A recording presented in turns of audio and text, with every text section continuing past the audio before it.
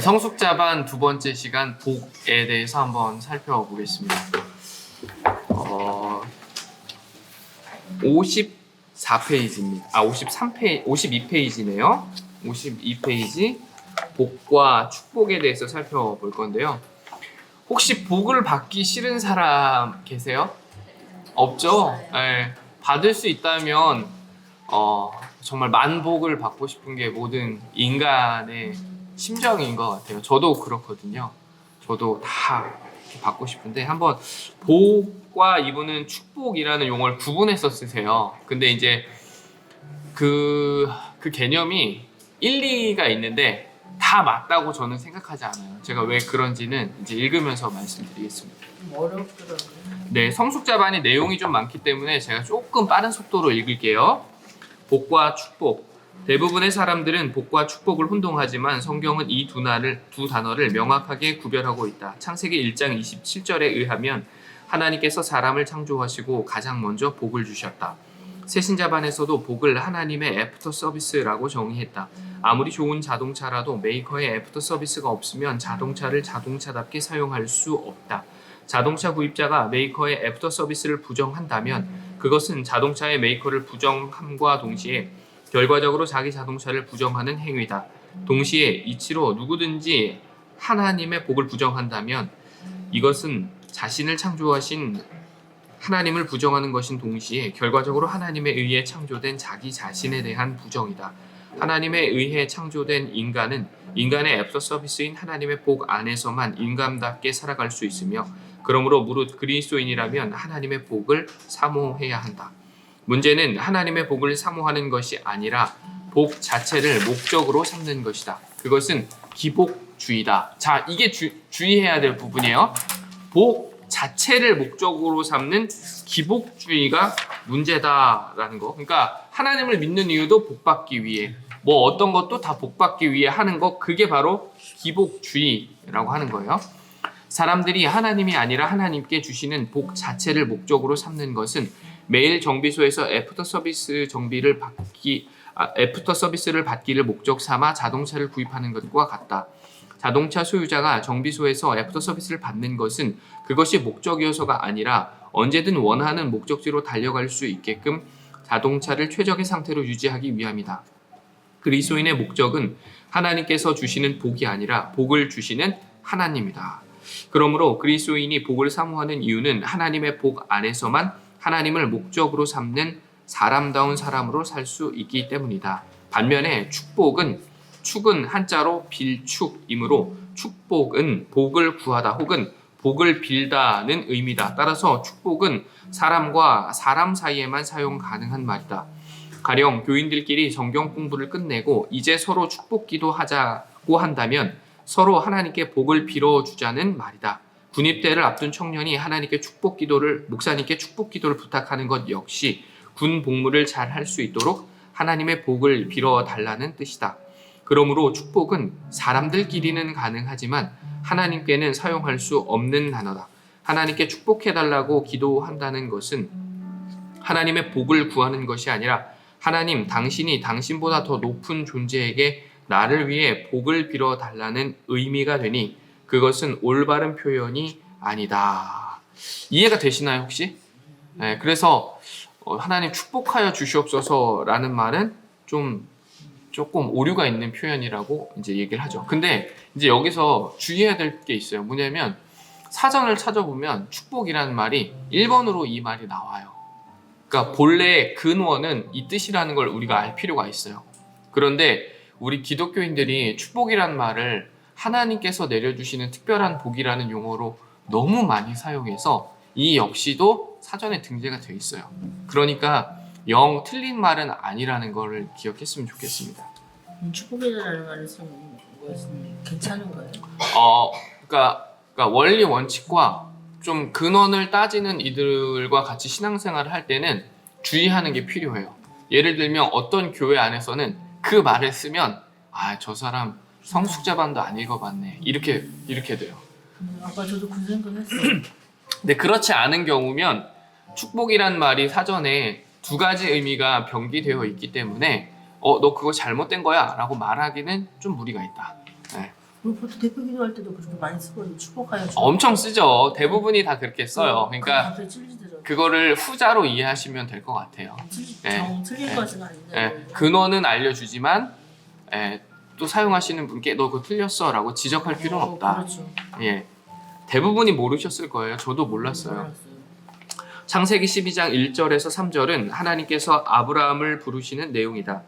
여호와께서 아브라함에게 이르시되 너는 너의 고향과 친척과 아버지의 집을 떠나 내가 내게 보여줄 땅으로 가라. 내가 너로 큰 민족을 이루고 내게 복을 주어 내 이름을 창대하게 하리니 너는 복이 될지라. 너를 축복하는 자에게 내가 복을 내리고 너를 저주하는 자에게 내가 저주하리니 땅의 모든 족속이 너로 말미암아 복을 얻을 것이라 하신지라. 본문은 복과 축복을 정확하게 구별하여 사용하고 있다. 너를 축복하는 자에게는 내가 복을 내리고 라고 번역함으로써 하나님께서 복을 내려주시는 주체이실 때는 복, 인간이 하나님께 복을 구하는 주체일 때는 축복으로 명확하게 구별한 것이다. 오늘날에는 대부분의 그리스도인들이 복과 축복을 구별하지 않고 사용하지만 그 두 용어의 차이와 성경적 의미만은 바르게 인식하고 있어야 한다.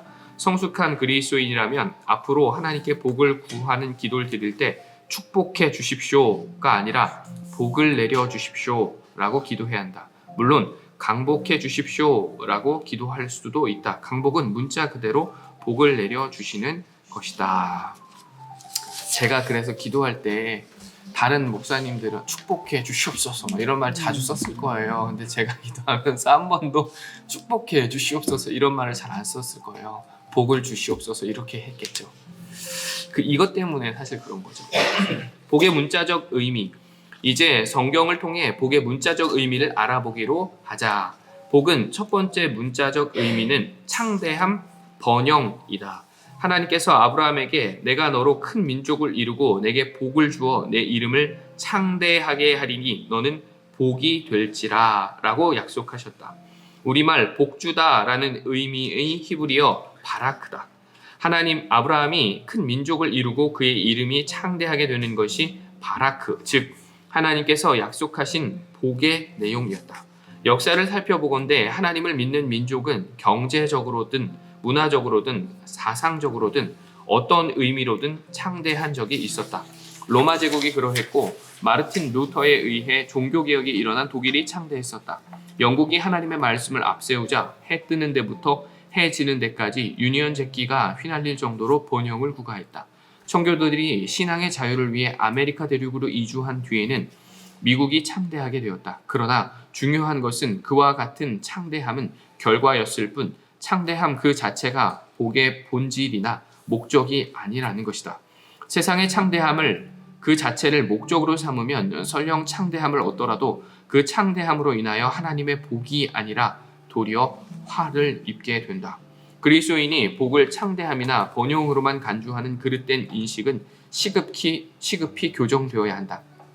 그리스도인이 복을 창대함이나 번영으로만 인식한다면 그리스도인으로서 바른 가치관을 지닐 수 없다. 만약 그것만이 복이라면 이 세상에서 가장 복받은 사람은 재벌 총수일 것이다. 과연 재벌 총수가 성경이 말하는 복 있는 사람이며 창대하다는 이유만으로 그리스도인들의 귀감이 될 수 있는가? 결코 아니다. 그런데도 그리스도인이 복을 창대함과 번영으로만 인식한다면 하나님의 말씀을 쫓아야 할 그리스도인조차도 세상의 창대함을 얻기 위한 수단과 방법을 가리지 않는 하나님과는 전혀 무관한 삶을 살 수밖에 없다. 다윗 왕의 아들 압살롬이 스스로 왕이 되기 위해 아버지를 상대로 쿠데타를 일으켰다. 미처 대비하지 못한 아버지 다윗은 황급히 왕궁을 빠져나가 피신하였다. 간단하게 아버지의 왕궁을 접수한 아들 압살롬에게 모사 아히도벨은 왕궁 위에 천막을 치고 백성이 보는 앞에서 아버지의 후궁을 범하라고 조언했다. 당시 다른 나라를 정복한 왕은 정복당한 왕의 아내를 자신의 아내로 삼았다. 그렇게 함으로써 자신이 정복한 나라의 백성에게 이제부터 이 나라는 내 것이고 내가 이 나라의 왕임을 선포하였다. 다윗과 압살롬은 부자지간이었다.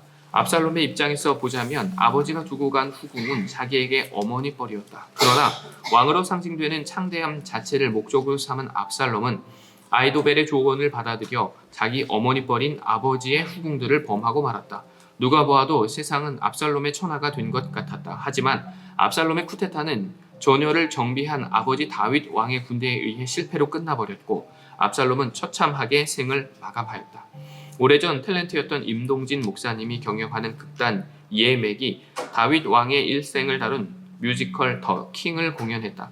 꽤 긴 뮤지컬이었는데도 내 머릿속에 생생하게 남아있는 다윗 왕의 대사가 있다. 쿠데타 실패로 처참하게 죽은 아들 압살롬의 시체를 품에 안은 다윗 왕이 사랑하는 아들 압살롬의 이름을 연거푸 부르면서 오열하다가 이런 대사를 읊조렸다.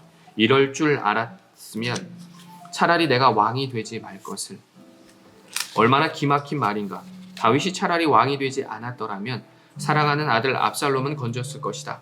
하나님께서 베들레헴에 이름 없는 양치기에 불과했던 다윗을 이스라엘 왕으로 창대하게 해주셨다. 그러나 다윗은 하나님께서 주신 창대함 속에서 그 창대함을 목적으로 삼는 어리석음을 범하고 말았다. 하나님께서 위임하신 권력의 청지기가 아니라 스스로 주인되어 자신의 권력으로 신하의 아내를 범하고 끝내 그 신하마저 죽여버리고 말았다. 아들 압살롬은 아버지 다윗이 한 대로 아버지 다윗에게서 본 대로 창대함을 목적 삼아 아버지의 목에 칼을 겨누고 아버지의 후궁들을 범했다. 결코 인생의 목적일 수 없는 창대함을 한순간 아버지 인생의 목적으로 삼았다가 다윗은 아들도 잃고 후궁도 잃고 수많은 백성의 생명마저 잃었다. 그대가 창대함과 번영을 삶의 목적으로 삼는다면 창대함과 번영은 그대에게 복이 아니라 자기 파멸의 지름길이 되고 말 것이다. 창대함과 번영을 목적 삼은 그대의 신앙은 무속신앙이나 기복신앙에 지나지 않기 때문이다. 무속신앙이나 기복신앙은 하나님을 이용하여 자기 목적을 성취하려는 것이다. 그래서 그대가 창대함과 번영을 얻으면 얻을수록 그대는 하나님과 더욱 멀어질 뿐이다. 하나님께서 로마 제국, 독일, 영국, 미국을 창대케 해주셨지만 그들은 창대함 자체를 목적으로 삼다가 하나님과 신앙을 이미 잃어버렸거나 잃어가고 있는 중이다. 이 창대함과 번영은 우리가 되게 경계해야 할 부분이에요.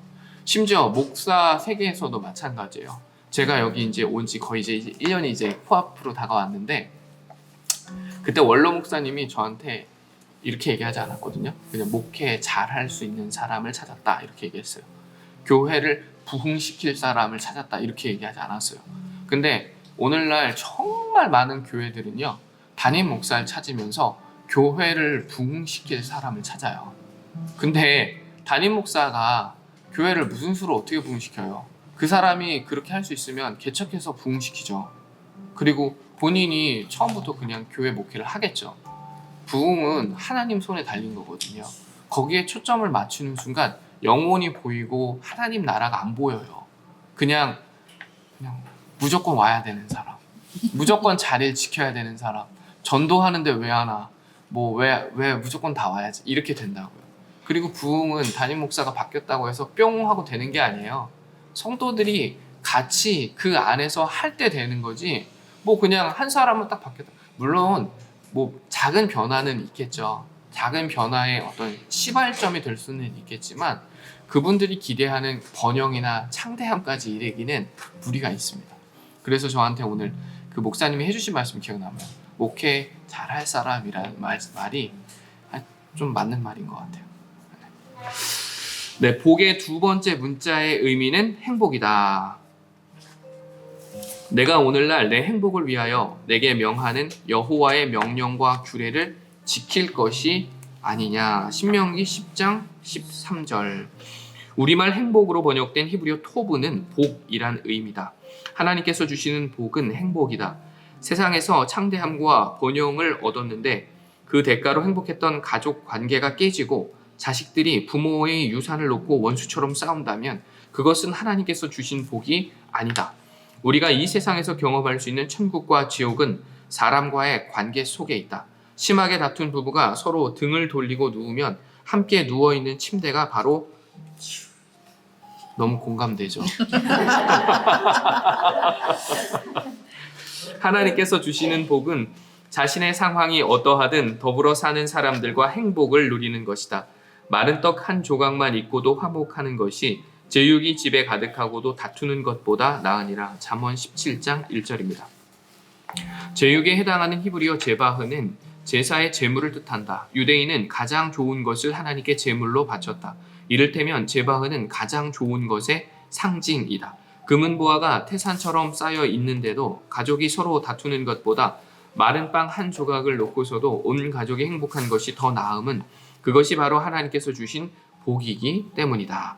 양화진에는 카톨릭 성지인 절두산이 있다. 절두산 성당 아래쪽에는 성모 마리아상이 있고 그 앞에 촛불을 바치는 단이 있다. 카톨릭 신자들은 촛불이 든 유리병에 자기 이름과 기도 제목을 적어 그 단에 바친다. 촛불이 위로 향하듯 자신의 기도가 하나님께 상달되기를 바라는 마음의 발로일 것이다. 나는 절두산을 산책할 때면 그 단에 받쳐진 촛불병의 기도 제목들을 살펴본다.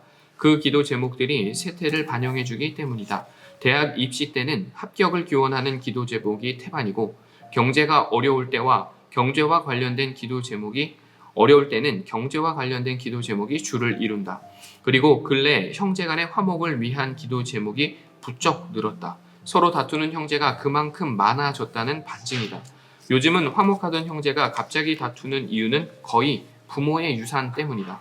그대의 부모가 억만금의 유산을 남겼어도 그로 인해 형제 간의 화목이 깨져버린다면 그것은 절대로 복이 아니다. 장례식 가면 제일 불안한 게 이거예요.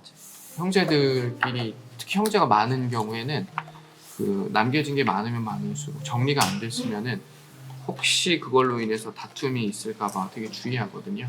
그러니까 부귀가 이게 그 순리에 맞게 온전히 쓰이면 문제가 없는데 그게 지나치게 축적돼서 쓰임을 받지 못하고 있는 채로 누군가에게 전달되었을 때 그게 이제 목적이 아니라 그저 하나님의 영광을 위한 수단으로 잘 쓰여지면 큰 문제가 없는데 사실 그렇게 되기가 쉽지가 않죠. 저만 해도 벌써 교회 재정 있잖아요.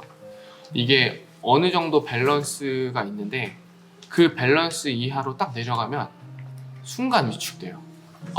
뭐 이번 주는 뭐 쓰면 안 되겠다. 막 이렇게 되거든요. 다음 주에 쓰자. 이렇게 되거든요. 근데 저만 해도 그렇게 돼요. 근데 아마 여기서 살림하시는 분들은 아마 더 하실 거예요. 네, 세 번째, 복의 세 번째 문자적 의미는 선함과 아름다움이다. 여호와께서 이르시되 내가 내 모든 선한 것을 내 앞으로 지나가게 하고 여호와의 이름을 내 앞에 선포하라. 나는 은혜 베풀 자에게 은혜를 베풀고 긍휼히 여길 자에게 긍휼을 베푸느니라. 출애굽기 33장 19절. 우리말 선한으로 번역된 히브리어 톱 역시 복이다. 에브라임은 마치 길들인 암소 같아서 곡식 밟기를 좋아하나 내가 그의 아름다운 목에 멍에를 메우고 에브라임 위에 사람을 태우리니 유대가 밭을 갈고 야곱이 흙덩이를 깨뜨리리라. 호세아 10장 11절입니다. 똑같은 히브리어 토브가 여기서는 아름다운으로 번역되었다. 즉 복은 선하고 아름다운 것이다. 하나님의 복을 받은 사람은 그 삶이 점점 선하고 아름답게 변한다. 얼굴도 예쁘고 옷도 잘 입는 여자친구가 마구 신경질을 부리는 모습은 보기에도 민망하다. 그 여자가 아무리 멋지게 치장했어도 선하고 아름다운 여자일 수는 없다. 또 신사 차림의 남자가 뻔히 속이 들여다보이는 거짓말을 천연덕스럽게 한다면 그는 외모와 상관없이 추한 사람일 뿐이다. 1장에서 믿음은 자기 발견이자 자기 가꿈이라고 했다. 하나님의 자녀된 자신을 발견한 사람은 하나님의 자녀답게 하나님의 말씀으로 자신을 가꾸지 않을 수 없다. 그때부터 그의 마음과 생각이 선하고 아름답게 바뀌고 선하고 아름다운 마음과 생각은 선하고 아름다운 삶으로 드러나게 된다. 그것이 하나님께서 주시는 복이다. 그대가 하나님께서 주시는 복으로 선하고 아름답게 변화되어 가고 있는지 스스로 확인해 볼 수 있는 간단한 방법이 있다. 먼저 그대 주위에 선하고 아름다운 생각과 마음을 지닌 사람들이 모여 있는지 살펴보는 것이다. 유유상종, 사람들은 끼리끼리 어울리는 법이다. 만약 그대 주위에 추한 생각과 마음을 지닌 사람들이 더 많다면 깊이 생각해 볼 일이다. 다음으로 지금 그대에게 주어진 시간들을 그대가 선하고 아름답게 쓰고 있는지 점검하는 것이다. 1초 흘러가는 시간이 쌓여 그대의 일생이 되기에 지금 그대에게 주어진 시간을 진리 안에서 선하고 아름답게 쓰는 것은 결국 그대의 일생을 선하고 아름답게 가꾸는 것이다. 마지막으로 그대의 주위 사람들 가운데 그대로 인해 인생이 새로워지는 사람이 있는지 살펴보는 것이다. 그대가 선하고 아름다운 삶을 살면 그대가 아무 말 하지 않아도 누군가의 인생이 변하기 마련이다. 성령님께서 그대를 통해 친히 역사하시기 때문이다. 내가 지금 복을 받고 잘하고 있는지에 대한 진단을 주변인들을 통해서 한다고 하지 않습니까? 근데 이 주변인들의 변화를 보는 게 그렇게 기쁜 일이에요. 이렇게 목회를 하면서 제일 행복할 때가 이렇게 성도님들이 변화를 볼 때. 특히 좋을 때는 괜찮아요. 좋을 때는 저 아니어도 만날 사람도 많고 막 하니까. 근데 힘들고 어려울 때 같이 와서 기도하면서 그 문제 속으로 들어가는 게 아니라 그 문제의 상황 속에서 하나님의 시선을 발견해 가면서 해결해 갈 때 한 1, 2년 지나면은 언제 그랬냐는 듯이 더 밝은 모습이신데 그때 그 아픔을 함께 견디고 기도했던 그 추억이 서로 간의 든든한 신뢰로 쌓여서 교회를 더 견고하게 세워가는 그 뭐랄까요 주추가 되는 걸 봐요. 그럴 때 되게 행복한 것 같습니다. 얼마 전에 권사님들이 저한테 그 얘기를 하셨어요. 무슨 1, 2 권사회 그 얘기를 하셨어요. 회비 얘기를.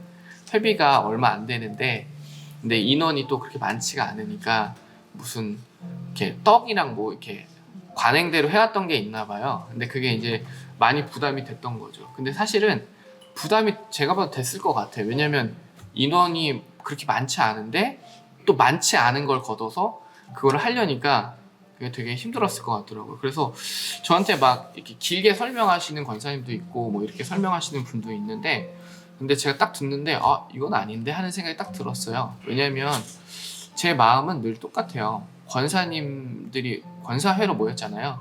그럼 모인 그 권사회 회원들이 행복해야 돼요.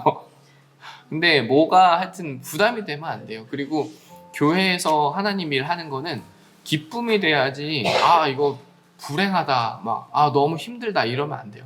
약간의 연단은 필요한데 그걸 넘어서서 막 소진되고 탈진되고 뭐 가정 하나도 챙기지 못하고 우리 애는 지금 막 햇반 데워 먹고 학교 가는데 막 엄마는 교회 와가지고 막 전도하고 있고 막 이러면은요 이거는 자칫 그 아이가 교회를 떠나게 될 수도 있어요. 그러니까 되게 주의해야 할 부분이에요. 행복하시죠? 네. 자연스럽게 우리 주변 분들이 관심을 갖고 물어보게 될 거예요. 네 번째, 복의 네 번째 문자적 의미는 바른 길, 정도다. 내 아들아, 너는 듣고 지혜를 얻어 내 마음을 바른 길로 인도할지니라. 잠언 23장 19절. 바른 길을 가리키는 히브리어 데레크는 역시 복과 관련된 단어다. 복은 매사에 정도를 걷는 것이다. 그대가 얻은 창대함과 번영이 정도를 걷지 않았음에도 주어진 것이라면 그것은 하나님께서 주신 복이 아니다. 그대가 불의하게 창대함과 번영을 얻었다면 그대는 하나님 앞에서 반드시 심판의 대상이 될 것이기 때문이다. 진정으로 복된 사람은 정도에서 벗어난 일을 추진하려 할 때 그의 계획이 무참하게 무산되는 사람이다. 그대가 정도를 벗어났는데도 하는 일마다 창대한 결과가 주어진다면 그것은 하나님께서 그대와 함께 하시지 않는다는 뜻이다. 이걸 좀 기억하셔야 돼요. 잘 된다고 무조건 다 하나님이 함께 하시는 게 아닙니다. 그냥 그릇된 방법으로 하는데도 막 부가 막 축적될 때가 있어요. 결국 그 결과가 뭘로 나타나냐면 하나님을 등지고 주일 예배를 도외시하고 왜 골프 치러 가야 되거든요. 해외여행 가야 되거든요. 사람 만나야 되거든요. 술 마셔야 되거든요. 그렇기 때문에 그것은 진짜 복이 아닐 수 있어요. 무조건 다 이렇게 잘 된다고 흥한다고 복이 아닐 수 있다는 걸 늘 기억하셔야 됩니다. 하나님께서는 당신의 사랑하는 자녀를 불 속에 내버려 두시지 않기 때문이다.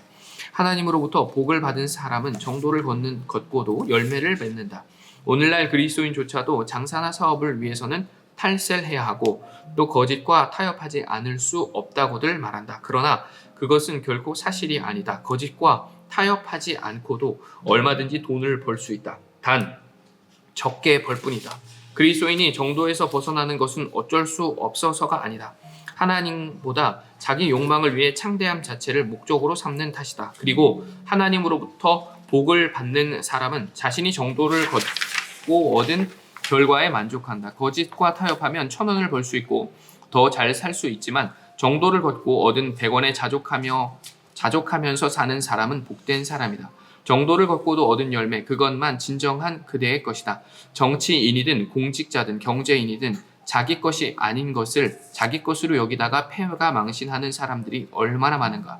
후유증 없이 그대의 것이 될 수 있는 것은 그대가 정도를 걷고 얻은 것뿐이다. 이 세상에서 자기 것을 다 쓰고 죽은 사람은 없다. 거지도 죽을 때는 넝마와 깡통을 남긴다. 그대가 단지 쌓아두는 것만을 목적으로 삼으면 세상을 떠난 뒤 그대가 남긴 것들은 산 사람들 사이에서 화근만 불러일으킬 것이다. 이 사실을 깨달으면 그대는 정도를 걷고 얻은 것에 자족하는 법을 몸에 익힐 수 있을 것이다. 그리고 그대가 지닌 것들은 그대가 죽은 뒤에도 후유증을 남기지 않는다. 그대가 정도를 걷고 얻은 것들은 살아있는 사람에게도 우상이 되지 않기 때문이다. 그 절세와 탈세라는 구분이 있잖아요. 미묘한데 그 절세를 할 수 있으면 해야 돼요. 무조건 다 내고 그게 아니라 절세를 할 수 있으면 해야죠. 그렇게 하고 그 나머지 것을 또 좋은 일에 또 써야죠. 근데 탈세는 하면 안 돼요. 네. 제가 이 얘기를 읽고 막 고지식 하신 분들은 그냥 다 원리 원칙대로 본인이 생각하는, 근데 이제 본인이 생각하는 기준이 또 다를 수 있거든요. 그렇기 때문에 절세를 할 수 있으면 절세를 해야 된다. 아이들이 초등학교 다닐 때 가훈을 학교에 써보내는 숙제가 있었다. 아이들이 4명이다 보니 4번이나 가훈을 써보내야 했다. 우리 집 가훈은 정심, 정사, 정도, 정행이다. 바른 마음으로 바르게 생각하고 바른 길을 바르게 걷자는 뜻이다. 그것이 후유증 없는 복된 삶임을 믿는 믿음에서 나온 가훈이다. 마지막으로 복에는 하나님 앞에 무릎 꿇는다 또는 하나님께 가까이 나아가다 라는 문자적 의미가 있다. 솔로몬이 일찍이 노스로 대를 만들었으니 길이가 5규빗이요 너비가 5규빗이요 높이가 3규빗이라. 뜰 가운데에 두었더니 그가 그 위에 서서 이스라엘의 모든 회중 앞에 무릎을 꿇고 하늘을 향하여 손을 펴고. 역대하 6장 13절입니다. 우리말 무릎 꿇고로 번역된 히브리어 동사가 앞에서 살펴본 복주다 라는 의미의 바라크다. 복은 매 순간 하나님 앞에 무릎 꿇고 하나님께 더 가까이 나아가는 것이다. 그대의 일이 너무도 창대해져서 그대가 하나님께 나아갈 여유도 하나님 앞에 무릎 꿇을 시간도 없다면 그것은 하나님의 복이 아니다. 하나님의 복을 받은 사람은 시간이 날수록 하나님과 더 가까워지고 나이가 들수록 하나님께 더 무릎을 꿇는다. 눈에서 멀어지면 마음도 멀어진다는 말이 있다. 세상 일이 너무 바빠 그대의 눈에서 하나님이 멀어지면 그대의 마음도 하나님으로부터 멀어질 수밖에 없다. 잠언에 소개되어 있는 아굴의 기도는 물질이 우상이 된 오늘날 우리가 어떤 기도를 드려야 할지 일깨워준다. 내가 2가지 일을 주께 구하였사오니 내가 죽기 전에 거절하지 마시옵소서. 곧 헛된 것과 거짓말을 내게서 멀리 하옵시며 나를 가난하게도 마옵시고 부하게도 마옵시고 오직 필요한 양식으로 나를 먹이시옵소서. 혹 내가 배불러서 하나님을 모른다 여호와가 누구냐 할까 하오며 혹 내가 가난하여 도둑질하고 내 하나님의 이름을 욕되게 할까 두려워함이니이다. 잠언 30장 7절에서 9절입니다. 아굴의 기도 제목은 2가지다. 진실하게 살게 해달라는 것이다. 첫 번째이고 필요한 것만 자족하게 해달라는 것이 2번째이다. 얼마나 아름다운 기도인가. 나의 계획대로 다 이루어질 줄 믿습니다. 30배, 60배, 100배를 거두게 해주시옵소서라는 식의 기도와는 차원이 다르다. 아굴은 물질로 인해 하나님을 모른다 할까 두려움으로 필요한 양식만 달라고 기도한다. 오직 필요한 것만으로 자족하는 것이다. 사람들은 하는 일마다 다 형통하고 더 많은 것을 얻고 누리는 것을 복이라 생각한다. 그러나 왜 하나님의 복은 물질과는 무관한 행복과 선함과 아름다움, 정도, 하나님 앞에 무릎 꿇음인가? 왜 아굴의 기도는 필요한 것만 구하라는 것인가? 에베소서 5장 16절은 세월을 아끼라고 명한다. 세월을 아끼라는 것은 흔히 오해하듯이 시간을 절약하란 말이 아니다. 우리말 아끼다로 번역된 헬라어 동사 엑사고라조는 건져 올리다 라는 뜻이다. 바다에 물고기가 아무리 많아도 건져 올리지 않으면 나와 아무 상관이 없다. 90년이 아니라 100년을 넘게 살아도 자신을 스쳐 지나간 시간을 진리로 건져 올리지 않으면 인생은 물거품처럼 허망하게 사라질 뿐이다. 그러므로 하나님의 복을 세월을 아끼라는 하나님의 말씀과 결부시켜 보면 왜 하나님의 복이 물질과는 무관한지 그 이유를 깨닫게 된다. 세상에서 크게 성공하고 대단한 업적을 이룬 것 같아 보이는 사람도 죽을 때는 인생의 허물을 되씹으며 자신의 삶을 후회한다. 평생 욕망을 쫓느라 진리로 건져 올릴 시간이 없는 탓이다. 아무리 오랜 세월을 살았어도 진리로 건져 올린 시간이 없다면 그 사람은 헛 인생을 산 것이다. 그러나 젊은 나이에 요절했을지라도 자신의 시간을 진리로 건져 올린 사람이라면 그는 이미 영원과 접속한 사람이다. 그대가 이 세상을 떠날 때 대체 무엇을 들고 하나님 앞에 설 수 있겠는가? 금은 보화, 통장, 유가증권, 부동산 등기부 등본 등과 같은 물질적인 것은 모두 두고 가야 한다. 그때 그대가 하나님 앞에 보여드릴 수 있는 것은 진리로 건져 올린 시간, 다시 말해 하나님의 자녀답게 산 그대의 삶뿐이다. 그리고 하나님께서는 그대의 삶으로 그대의 인생을 평가하실 것이다.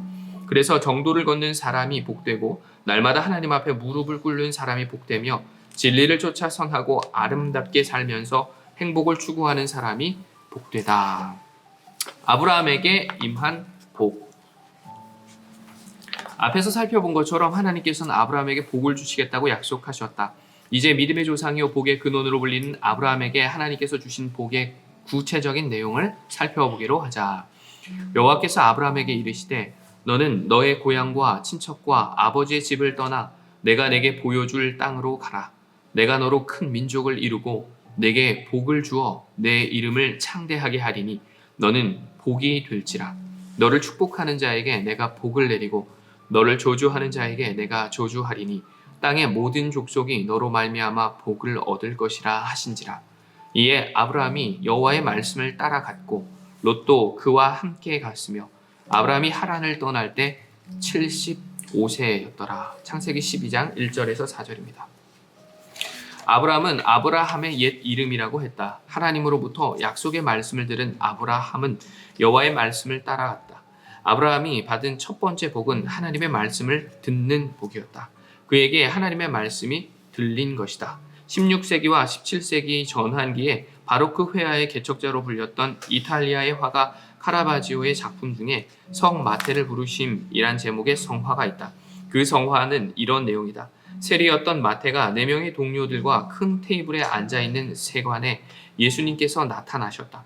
예수님께서는 세리들을 향해 오른손을 앞으로 내미시며 당신을 따르라는 몸짓을 하신다.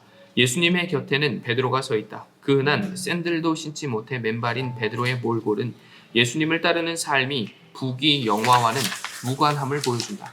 그래서 그런지 예수님 바로 앞에 앉아있는 2명의 세리는 예수님 뒤로 세관 밖을 내다보고 안쪽으로 앉은 2명의 세리는 고개를 숙이고 뭔가 자기 일에 열중하고 있다. 그러나 마테만은 자기 손가락으로 자신을 가리키며 예수님을 향해 저요? 하고 반문하고 있다. 그 그림은 예수님께서 마태 한 사람에게만 다가가셔서 당신을 따르라고 귓속말로 속삭이신 것이 아님을 보여주고 있다. 이 그림에 의하면 예수님께서는 세관에 앉아있는 세리들에게 당신을 따르라고 공개적으로 말씀하셨다. 그러나 예수님의 말씀을 듣고 예수님을 따른 사람은 마태 한 사람뿐이다. 듣는다고 다 듣는 것이 결코 아니다. 듣는 복이 있는 사람에게만 말씀이 들린다. 아브라함이 여호와의 말씀을 따라갈 때 그의 조카인 롯도 그와 함께 갔다. 롯은 하나님의 말씀을 쫓아간 것이 아니라 그의 삼촌을, 다시 말해 사람을 쫓아갔다.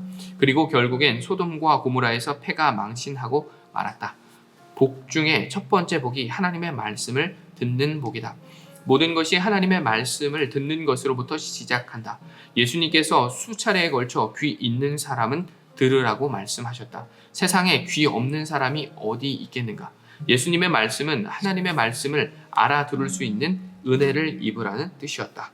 카라바지오의 작품 성 마태를 부르심의 관점으로 보자면 하나님께서는 아브라함 당시에도 공개적으로 말씀하셨을 것이다. 그러나 아브라함만 하나님의 말씀을 듣는 복된 귀를 지니고 있었기에 복의 근원과 믿음의 조상이 될 수 있었다. 복된 귀를 지녔다는 것은 하나님의 말씀을 귀로만 듣는 것이 아니라 아브라함처럼 하나님의 말씀을 자신의 삶으로 듣는 것이다. 그 사람이 날로 새로워지는 복된 사람이요, 그런 사람에 의해 이 세상도 새로워진다. 여호와께서 아브라함에게 나타나 이르시되 내가 이 땅을 내 자손에게 주리라 하신지라. 자기에게 나타나신 여호와께 그가 그곳에서 제단을 쌓고 거기서 베델 동쪽 산으로 옮겨 장막을 치니 서쪽은 베델이요 동쪽으로 아이라. 그가 그곳에서 여호와께 제단을 쌓고 여호와의 이름을 부르더니. 창세기 12장 7절에서 8절입니다. 아브라함은 가는 곳마다 여호와 하나님께 제단을 쌓았다. 요즘 말로 하나님께 예배를 드렸다. 하나님 앞에 무릎 꿇고 하나님을 경배한 것이다. 아브라함은 가는 곳마다 하나님 앞에 무릎 꿇되 자기 자신을 위하여 무릎 꿇지 않았다. 그는 언제나 여호와의 이름을 위해 무릎을 꿇었다. 복의 문자적 의미 중에 하나님 앞에 무릎 꿇다가 있다고 했다. 아브라함은 그 복을 입은 사람이었다. 그래서 그는 가는 곳마다 하나님 앞에 무릎부터 꿇었다. 잘 알려진 목사님 이야기다. 그분이 비행기 타고 남미로 가던 중 갑자기 비행기가 난기류에 휩싸였다. 마침 식사 시간이었던지라 순식간에 비행기가 요동치기 시작함과 동시에 물잔이 엎드러지고 트레이가 떨어지는 등 비행기 안은 삽시간에 아수라장으로 변했다. 공포에 질린 승객들은 비행기가 요동칠 때마다 비명을 질렀다. 그때 스피커에서 기장의 다급한 목소리가 울렸다. 승객 여러분, 이 비행기는 지금 제 통제력 밖에 있습니다. 각자 여러분이 믿는 신에게 기도를 해주십시오. 특히 성직자가 계시면 간절히 기도해 주십시오. 그 말을 듣고서야 그분은 비로소 자신이 목사라는 사실을 떠올렸다. 그때까지 그분 역시 다른 승객들처럼 앞 좌석을 붙잡고 비명만 지르고 있었던 것이다. 그 위급한 상황 속에서 마음속으로라도 하나님께 무릎을 꿇을 생각조차 하지 못한 것이다. 우리가 매 순간 하나님께 무릎 꿇는다는 것은 생각만큼 쉽지 않다. 축구 선수들 가운데 그리스도인들이 적지 않지만 골을 넣고 나서 기도하는 선수는 늘 정해져 있다. 평소에는 골을 넣으면 기도하리라 생각하지만 막상 경기 중에 골을 넣은 뒤에 동료들과 기뻐하느라 기도할 타이밍을 놓쳐버리는 선수가 더 많은 것이다. 아브라함이 할 일을 다한 뒤에 겨우 하나님을 생각하고 하나님께 무릎 꿇었던 것이 아니다. 그는 가는 곳마다 무엇보다 먼저 자신을 위해서가 아니라 하나님의 이름을 위해 하나님 앞에 무릎부터 꿇었다. 그는 진정 복된 사람이었다. 롯이 아브라함을 떠난 후에 여호와께서 아브라함에게 이르시되 너는 눈을 들어 너 있는 곳에서 북쪽과 남쪽 그리고 동쪽과 서쪽을 바라보라. 보이는 땅을 내가 너와 내 자손에게 주리니 영원히 이르리라. 내가 내 자손이 땅의 티끌같이 하리니 사람이 땅의 티끌을 능히 셀 수 있을진데 내 자손도 세리라. 너는 일어나 그 땅을 종과 횡으로 두루 다녀보라. 내가 그것을 내게 주리라. 이에 아브라함이 장막을 옮겨 헤브론에 있는 마브레 상수리 수풀에 이르러 거주하며 거기서 여호와를 위하여 제단을 쌓았더라.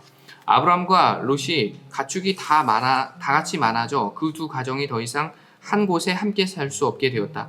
아브라함은 가나안이 하나님께서 자신과 자기 후손에게 약속해 주신 땅임에도 롯에게 선택권을 양보했다. 조카 롯이 먼저 원하는 땅을 선택하면 자신은 남은 땅에서 살겠다는 것이었다. 롯은 삼촌의 제의를 사양하기커녕 마치 자신의 권리인 양 먼저 선택권을 행사하였다. 그리고 그는 어리석게도 겉보기에 좋아 보이는 소돔과 고모라를 선택하였다. 조카 롯을 위해 자신의 기득권을 미련 없이 포기했던 아브라함에게 하나님께서는 그의 눈길과 발길 닿는 땅을 모두 주시겠다고 약속하셨다. 그렇다면 조금이라도 더 멀리 보기 위해 망원경을 동원하거나 한 평이라도 더 많이 밟기 위해 정신없이 뛰어다녀야 하지 않겠는가? 그러나 아브라함은 그렇게 하지 않았다. 아브라함은 헤브론의 마브레에서 하나님을 위해 제단을 쌓았다. 헤브론은 지명이기도 하지만 교제의 자리라는 의미의 보통 명사이기도 하다. 마브레는 뜨거운, 열렬한, 활발한 이라는 뜻이다.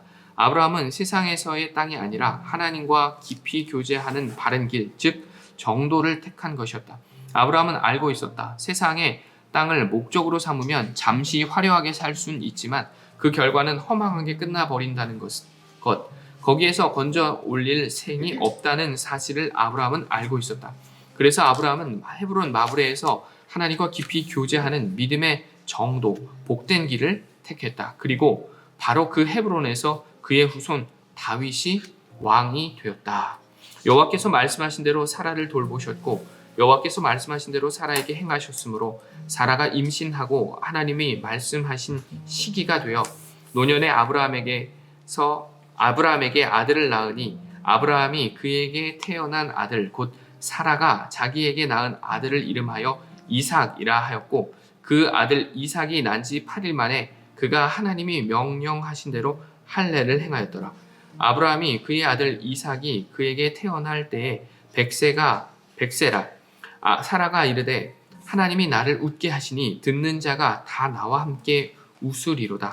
또 이르되 사라가 자식들을 전 먹이겠다고 누가 아브라함에게 말하였으리오마는 아브라함이 노경에 내가 아들을 낳았도다 하니라. 창세기 21장 1절에서 7절입니다.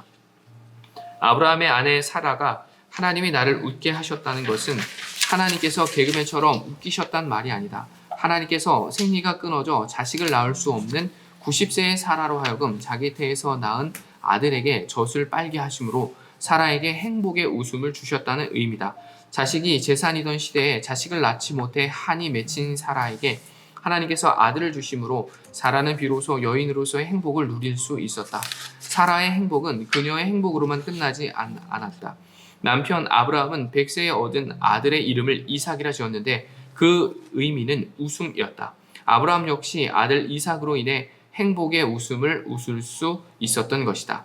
세상의 땅을 목적 삼지 않고 하나님과 깊이 교제하는 믿음의 정도를 택한 아브라함의 가정은 행복의 요람이었다. 그 일 후에 하나님이 아브라함을 시험하시려고 그를 부르시되 아브라함아 하시니 그가 이르되 내가 여기 있나이다. 여호와께서 이르시되 내가 내 사랑하는 아들 독자 이삭을 데리고 모리아 땅으로 가서 내가 내게 일러준 한 산 거기서 그를 번제로 드리라. 아브라함이 아침에 일찍 일어나 나귀의 안장을 주고 두 종과 그의 아들 이삭을 데리고 번제에 쓸 나무를 쪼개어 가지고 떠나 하나님이 그에게 일러주신 곳으로 가더니 제3일에 아브라함이 눈을 들어 그곳을 멀리 바라본지라. 이에 아브라함이 종들에게 이르되 너희는 나귀와 함께 여기서 기다리라. 내가 아이와 함께 저기 가서 예배하고 우리가 너희에게로 돌아오리라 하고. 창세기 22장 1절에서 5절입니다. 번제는 제물의 각을 뜨고 속 내장까지 어느 한 부분도 남김없이 완전히 불에 태우는 제사다. 하나님께서 아브라함에게 100세에 얻은 독자 이삭을 그렇게 번제로 바치라고 명령하셨다. 아브라함은 그 어떤 의의도 제기하지 않고 하나님의 명령에 절대 순종하였다. 그는 하나님께서 지시하신 모리아 산으로 아들 이삭을 데리고 갔다. 언뜻 생각하면 아브라함은 자신을 위해 자식마저 서슴없이 제물로 바치는 비정한 인간처럼 보인다. 그러나 아브라함은 그렇듯 이기적인 마음으로 하나님께 순종한 것이 아니었다. 아브라함은 이삭이 죽지 않을 것을 알고 있었다. 아브라함이 하나님을 불신해서 그렇게 생각한 것이 아니었다. 히브리서 11장 17절에서 19절에 의하면 하나님께서 아브라함에게 가나안을 그의 자식에게 주신다고 약속하셨으므로 아브라함은 하나님께서 당신의 약속을 위해 자신의 아들을 죽게 하시지 않을 것을 굳게 믿었다. 자신이 아들을 하나님께 번제로 바치기 위해 칼로 아들의 심장을 찔러 설령 아들이 죽는다 해도 하나님께서 그 아들을 반드시 살려주실 것을 믿은 것이다. 그래서 모리아산에 도착한 아브라함은 아들 이삭을 데리고 산에 올라가면서 자신을 수행한 종들에게 너희는 나귀와 함께 여기서 기다리라. 내가 아이와 함께 가서 예배하고 우리가 너희에게로 돌아오리라고 말할 수 있었다. 아브라함이 말한 우리는 자신과 아들 이삭이었다. 아들 이삭도 자신과 함께 반드시 되돌아올 것이란 믿음의 선포였다. 하나님의 선하고 아름다우신 뜻을 의심치 않은 아브라함의 믿음은 얼마나 선하고 아름다운 믿음인가. 그 선하고 아름다운 믿음으로 아브라함은 믿음의 조상 되었다. 하나님께서 언제나 그대의 믿음의 중심을 보신다. 그대가 어떤 상황 속에서든 그대를 향한 하나님의 선하고 아름다우신 뜻을 의심치 않는 선하고 아름다운 믿음을 하나님께 보여드릴 수 있다면 그대는 정말 복된 사람이다. 선하고 아름다운 믿음을 지녔다는 것은 그대가 그대를 위해 선하고 아름다운 뜻을 갖고 계신 하나님과 바른 관계 속에 있음을 의미하기 때문이다. 하나님께서 아브라함에게 큰 민족을 이루고 이름을 창대하게 해 주시리라 약속하셨지만 아브라함은 그의 당대에 큰 민족을 이루지도 못했고 그의 이름이 창대해지지도 않았다. 이게 중요한 부분이에요. 당대에 큰 민족을 이루지도 못했어요. 그 이름이 창대해지지도 않았습니다. 그 현생의 말이죠. 그가 살아생전에 누린 복은 하나님의 말씀을 듣는 복, 가는 곳마다 하나님 앞에 무릎 꿇는 복, 하나님과 깊이 교제하며 정도를 걷는 복, 행복을 누리는 복, 선하고 아름다운 믿음의 복이었다. 한마디로 말해 그가 누린 복은 모두 영적인 복이었다. 그리고 그 결과로 그는 창대한 믿음의 조상이 되었다. 그와 피 한 방울 섞이지 않은 전 세계 그리스도인들이 그를 믿음의 조상으로 떠받드는 것이 그 증거다. 아브라함은 명실공히 복의 근원이 되었다. 예수님께서 말씀하신 복 있는 사람. 이제 복에 대한 예수님의 가르침을 살펴보기로 하자. 예수님께서 무리를 보시고 산에 올라가 앉으시니 제자들이 나온지라 입을 열어 가르쳐 이르시되 심령이 가난한 자는 복이 있나니 천국이 그들의 것이며 애통하는 자는 복이 있나니 그들이 위로를 받을 것이며 온유한 자는 복이 있나니 그들이 땅을 기업으로 받을 것이며 의에 줄이고 목마른 자는 복이 있나니 그들이 배부름을 얻을 것이요 배부를 것이며 긍휼히 여기는 자는 복이 있나니 그들이 긍휼히 여김을 받을 것이며 마음이 청결한 자는 복이 있나니 그들이 하나님을 볼 것이며 화평하게 하는 자는 복이 있나니 그들이 하나님의 아들이라 일컬음을 받을 것이며 의를 위하여 박해를 받는 자는 복이 있나니 천국이 그들의 것임이니라. 예수님의 이 가르침은 산상수훈이라 불린다. 산 위에서 가르치신 내용이란 뜻이다. 그 가르침의 첫 부분은 8가지 복에 대한 내용이라 해서 팔복으로 불린다. 중요한 사실은 이 가르침이 성경에 기록된 예수님의 최초의 체계적 설교라는 것이다. 마태복음에 등장하는 예수님의 첫 번째 선포 내용은 회개하라 천국이 가까이 왔느니라 마태복음 4장 17절이었지만 그 내용은 한 줄에 불과하다. 성경에 예수님의 설교 전문이 기록된 최초의 체계적인 설교는 산상수훈이고 그 설교의 첫 번째 부분은 팔복에 관한 설교다. 예수님께서 이 땅에서 행하신 체계적인 첫 설교의 첫 번째 주제가 복이었던 것이다. 그 이유가 무엇이었겠는가? 복이 그만큼 중요하기도 하지만 당시 사람들 역시 오늘날의 그리스도인들처럼 복을 그릇 이해하고 있었기 때문이다. 예수님께서는 복에 관한 인간의 그릇된 생각을 바로잡아 주시기 위해 복을 당신이 행하신 첫 번째 설교의 첫 번째 주제로 삼으셨다. 이제부터 복에 대한 예수님의 가르침을 구체적으로 살펴보자. 예수님께서는 먼저 심령이 가난한 자가 복이 있는 사람이라고 말씀하셨다. 성경에는 심령이 가난한 자는 복이 있나니 천국이 그들의 것이며 라고 번역되어 있다. 하지만 헬라어 원문에는 복되다 라는 형용사가 문장의 맨 첫 머리에 기록되어 있다. 누가 복된 사람인가? 심령이 가난한 사람이다. 그 이유는 천국이 그들의 것이기 때문이다. 가난한 심령은 자기 자신, 다시 말해 자신의 능력이나 소유를 의지하지 않는 마음이다. 누가복음 6장 20절에도 같은 내용이 기록되어 있지만 약간의 차이가 있다. 예수께서 눈을 들어 제자들을 보시고 이르시되 너희 가난한 자는 복이 있나니 하나님의 나라가 너희의 것이며 누가복음에는 마태복음에 언급한 심령이 빠져 있다. 그냥 가난한 자가 복이 있다고만 기록되어 있다. 왜 이런 차이가 있을까? 누가복음 1장 1절에서 4절에 의하면 누가복음의 수신자는 데오빌로 각하다. 그는 각하로 불릴 정도로 지닌 것이 많은 상류층 사람이다. 지닌 것이 많은 사람에게는 가난한 자라고만 이야기해도 본래의 메시지가 전달될 수 있다. 즉 누가 자신이 기록한 복음서의 수신자인 데오빌로에게 전한 메시지는 누가가 자신이 기록한 복음서의 수신자인 데오빌로에게 전한 메시지는 다음과 같았다. 데오빌로 각하여 당신은 지적 수준도 높고 직책도 높으며 소유도 많지요. 이를테면 당신은 믿는 구석이 많습니다. 믿는 구석이 많은 만큼 당신에게는 하나님을 의지하려는 마음이 없습니다. 하지만 가난한 사람은 가진 것이 없기에 하나님만 의지합니다. 그런 사람이 복됩니다. 지하에 새들어 사는 분들의 기도 제목은 햇빛이 들어오는 반지하로 이사 가는 것이다. 그리고 그 지하방에서 반지하나 1층으로 전세를 옮기고는 하나님께 그 집을 주셨다며 감사의 눈물을 흘리는 분들을 난 많이 보았다. 서울 근교 농촌 마을의 창문 없는 토방에서 세 식구가 함께 살던 교우님의 기도 제목 역시 창문 달린 단칸방으로 이사 가는 것이었다. 그리고 마침내 창문 달린 단칸방으로 이사했을 때 그 세 식구가 역시 내가 보는 앞에서 하나님께 감사하며 울었다. 그대 방에 달린 창문이 하나님의 선물임을 감사드리면서 감사의 눈물을 흘려본 적이 있는가? 그대 방 안으로 들어오는 햇빛을 보고 하나님의 은혜에 감사하여 울어본 적이 있는가? 단 한 번도 그런 적이 없다면 그것은 그대가 지닌 것이 많기 때문이다. 지닌 것이 많은 만큼 그대는 하나님을 덜 의지할 것이다. 누가복음과는 달리 마태복음은 심령이 가난한 자가 복이 있다고 증언한다. 마태는 가난한 유대인들을 위해 마태복음을 기록하였다. 가난하다고 해서 물질을 초월하는 것은 결코 아니다. 가난하기에 오히려 더 물질에 집착하기 쉬울 수 있다. 가난으로 인해 마음이 더 완악해질 수 있다. 그러므로 누가는 부유한 데요빌로 가카에게 당신은 창문 같은 것에 감사해 본 적이 없죠. 그러나 창문이 감사해서 눈물 흘리는 가난한 사람은 복이 있습니다.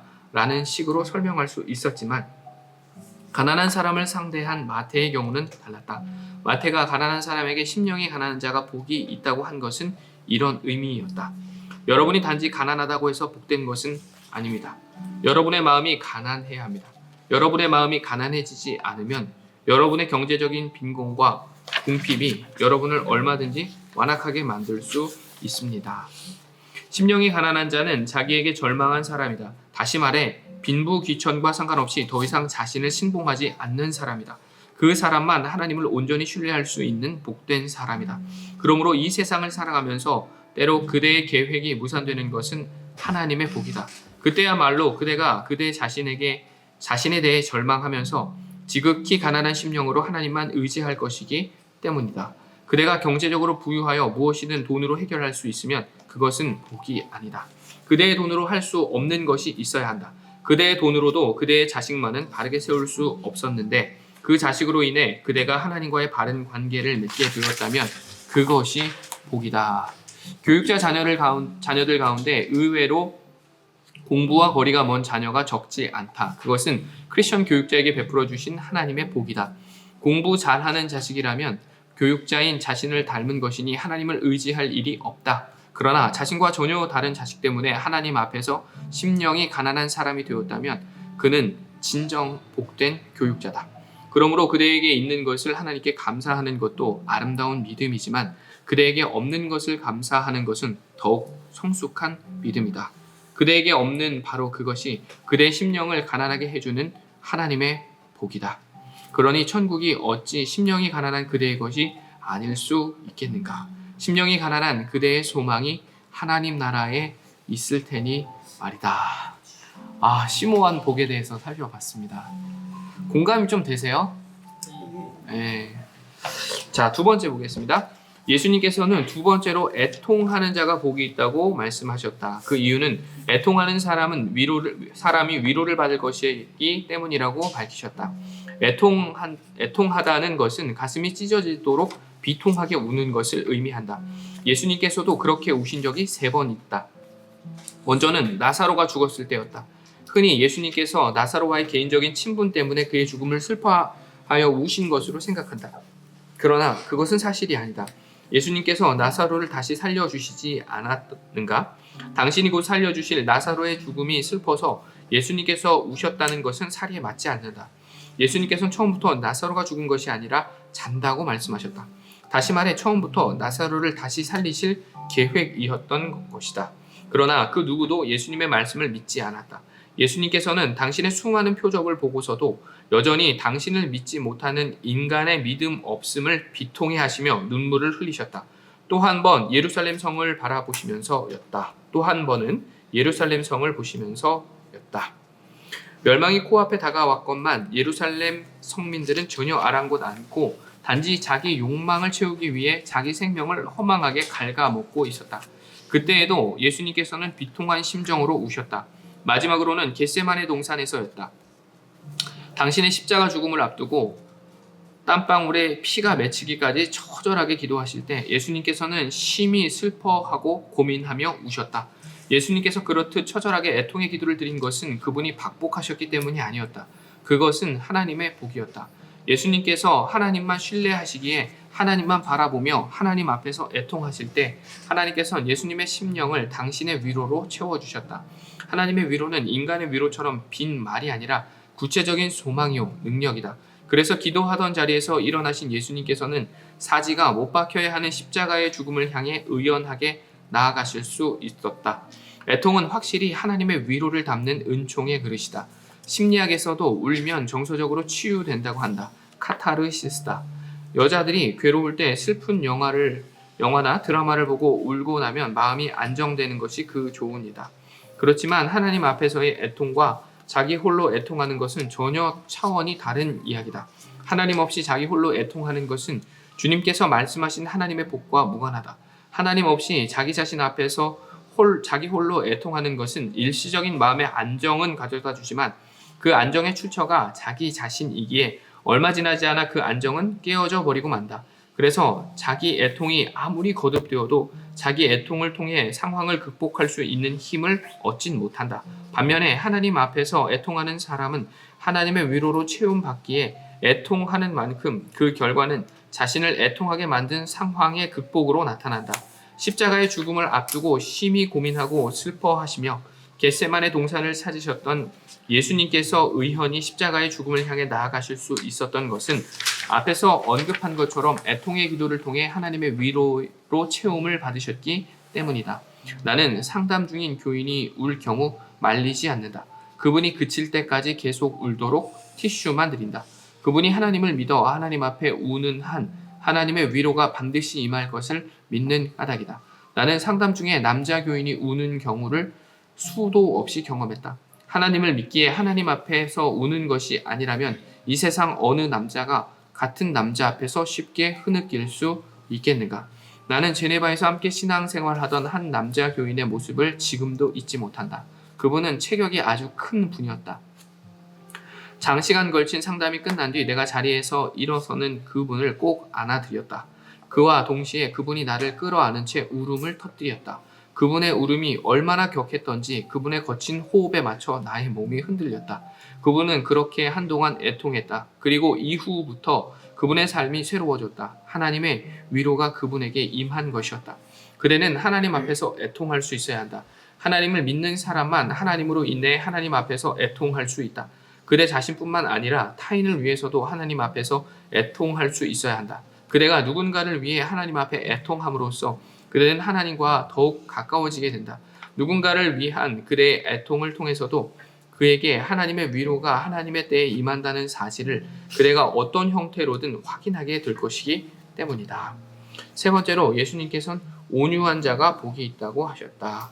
대부분 사람들은 온유라는 말을 오해하고 있다. 이를테면 결단력도 없고 이를 맺고 끊을 줄도 모르는 우유부단한 사람을 좋게 표현해서 저분은 참 온유하다고 말하는 식이다. 하지만 예수님께서 말씀하신 온유는 그런 뜻이 아니다. 온유에 해당하는 헬라어 명사 프라우테스는 야생동물의 품성을 일컫는 단어다.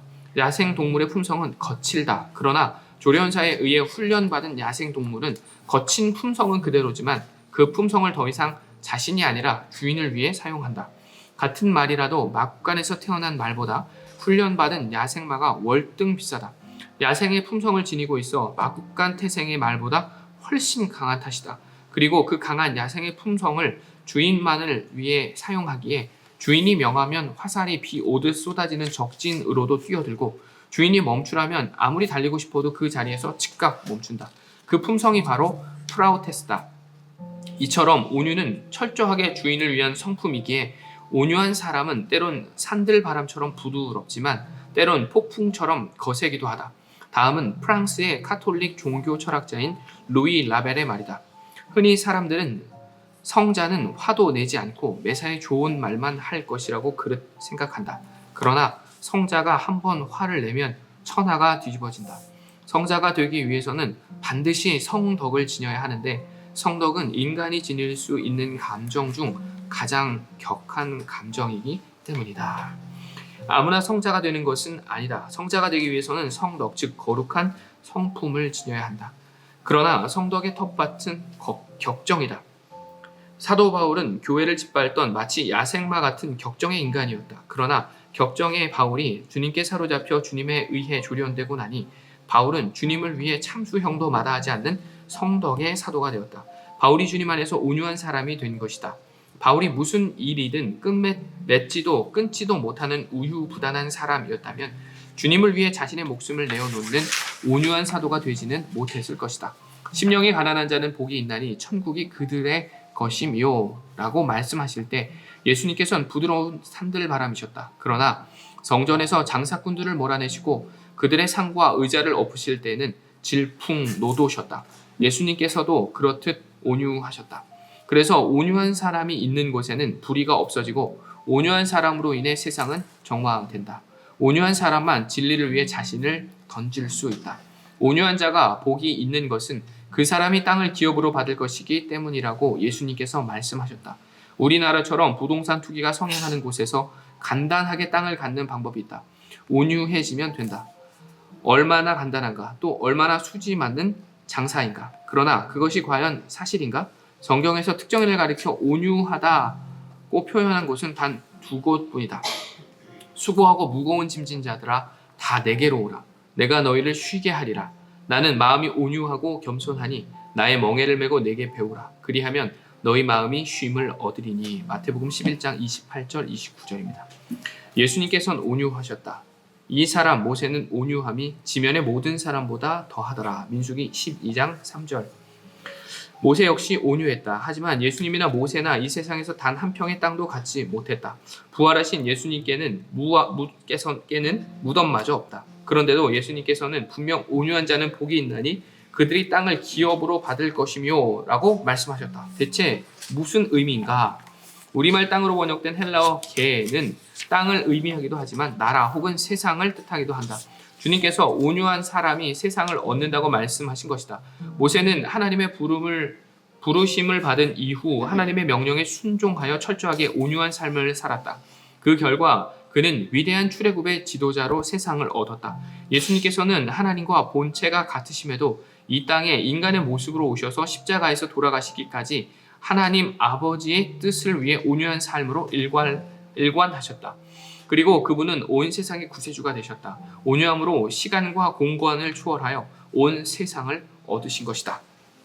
온유한 자는 복이 있나니 그들이 땅을 기업으로 받을 것이며 라는 주님의 말씀에서 받을 것임이요에 해당하는 헬라어 동사 클레로노메로는 상속받다는 의미다. 하나님께서 온유한 사람에게 이 세상을 얻을 권리를 상속해 주신다는 말이다. 한마디로 반드시 세상을 얻게 해주신다는 뜻이다. 그대가 지상의 땅을 목표로 살면 그대가 죽은 뒤에 문제와 휴유증만 남을 것이다. 그러나 그대가 주님 안에서 온유한 사람으로 살면 그대가 세상을 떠난 뒤에 그대는 오히려 세상을 얻을 것이다. 죽음이라고 다 같은 죽음인 것이 결코 아니다. 생전에는 화려해 보였어도 죽은 뒤에 조롱거리로 전락하는 비참한 죽음이 있는가 하면 살아있을 때는 볼품 없어 보였지만 죽은 뒤에 못 사람에게 존경받고 온 세상을 얻는 존귀한 죽음도 있다. 네 번째, 예수님께서는 의에 줄이고 목마른 자가 복이 있다고 하셨다. 그대가 지금 살아있다는 진정한 증거는 무엇인가? 예전에는 사지를 움직이지 못해도 심장만 뛰면 살아있는 것으로 판단했다. 하지만 지금은 기준점이 심장에서 뇌로 바뀌었다. 아무리 심장이 뛰어도 뇌가 죽었으면 죽은 것으로 판정하는 것이다. 그러나 그대가 살아있다는 진정한 증거는 배고픔과 갈증을 느끼는 데 있다. 중환자실에 무의식 상태로 누워있는 중환자의 뇌 작동이 멈추지 않았다 해도 진정한 의미에서 그 사람은 살아있는 것이 아니다. 배고픔과 갈증을 전혀 느끼지 못하는 까닭이다. 살아있는 사람은 때가 되면 반드시 배고픔과 갈증을 느낀다. 그것이야말로 그 사람이 정상적으로 살아있다는 분명한 증거다. 무엇에 굶주리고 무엇에 목말라야 하느냐에 따라 한 개인과 국가의 역사가 달라진다. 히틀러가 맹목적인 권력에 굶주리자 그 한 개인으로 인해 무려 5천만 명이 희생당해야만 했다. 자유에 목마른 사람들에 의해 4.19 혁명이 가능할 수 있었다. 프랑스의 소설가 프루스트는 사촌 누이 마들렌느에 대한 사랑의 굶주림으로 그 유명한 작품 잃어버린 시간을 찾아서 썼다. 운동선수가 헝그리 정신을 상실하지 않으면 금메달리스트가 될 수 있다. 의에 줄이고 목마른 사람이 복된 이유가 여기에 있다. 의에 줄이고 목마르다는 것은 영적으로 싱싱하게 살아있다는 증거이기 때문에 영적으로 싱싱하게 살아있는 사람은 의에 줄이고 목마를 수밖에 없고 의에 줄이고 목말라 하는 사람에 의해 이 땅에 하나님의 나라는 일궈진다. 그래서 그 사람은 복된 사람이다. 의는 하나님과 바른 관계를 맺는 것이다. 부부가 서로 사랑하는 것은 부부간의 바른 관계를 맺는 것이다. 남편은 남편의 도리를, 아내는 아내의 도리를 다하는 것이 서로 사랑하는 것이다. 하나님을 사랑하는 것, 하나님의 의를 사랑하는 것도 하나님과 바른 관계를 추구하는 것이다. 바꿔 말하면 하나님의 말씀을 사랑하는 것이다. 하나님의 말씀을 떠나서는 하나님을 사랑할 수도 하나님과 바른 관계를 맺을 수도 없기 때문이다. 그것은 또한 하나님의 사랑과 정의를 쫓는 것이다. 하나님의 말씀이 사랑과 정의의 말씀인 까닭이다. 하나님의 사랑과 정의를 쫓는 사람은 자신이 의에 줄이고 목말라함을 스스로 입증하는 사람이기에 그 사람은 복된 사람이다. 예수님께서 그 사람이 복된 것은 그가 배부를 것이기 때문이라고 말씀하셨다. 이것은 육체의 배부름이 아니라 영혼의 흡족함을 의미한다.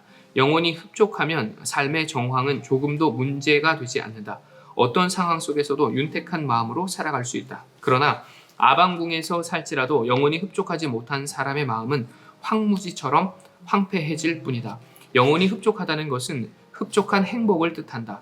바울은 의에 줄이고 목말라 하다가 로마 감옥에 갇혔다. 그러나 그는 원망하거나 불평하지 않았다. 오히려 그 감옥에서 빌립보 교인들에게 편지를 쓰면서 주 안에서 항상 기뻐하라. 내가 다시 말하노니 기뻐하라. 빌립보서 4장 4절 고 권했다. 감옥에 갇힌 바울의 마음속이 기쁨이 가득 차고 넘쳤기에 그런 내용의 권면이 가능할 수 있었다. 주 안에서 그의 영혼이 흡족했기에 감옥 속에서도 지고의 행복을 누린 것이다.